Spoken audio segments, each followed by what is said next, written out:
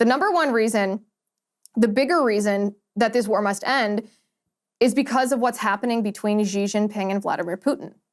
This meeting between the two of them is unprecedented.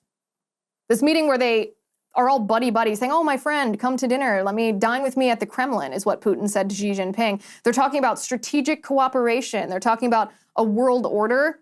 That should be our tip-off, those words, a world order.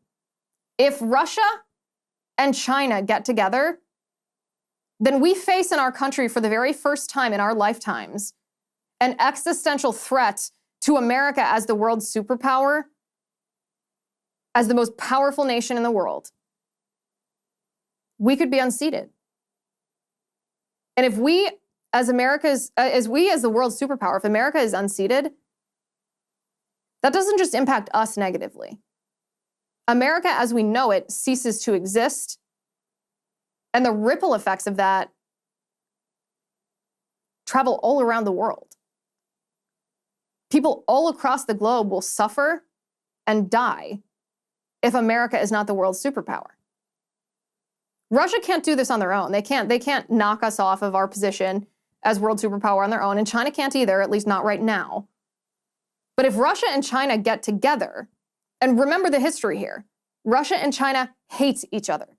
Even during the Cold War, or before that, before the Cold War, during the sort of proliferation of global communism, Russia and China despised each other.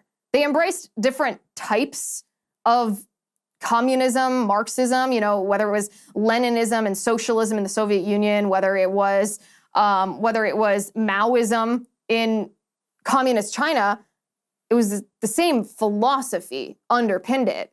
But they could never team up, even as they were both individually trying to spread communism around the globe. They couldn't team up because they loathed each other. It is ingrained into their cultures and into their politics to dislike each other. So the fact that Xi Jinping, the president of China, the head of the Chinese Communist Party, and Vladimir Putin, a former KGB agent, they both were alive and active in politics during these decades of their countries hating each other. The fact that they're dining together, calling each other friends, and talking about cooperation should not only startle us in the West, it should make us face our own mortality.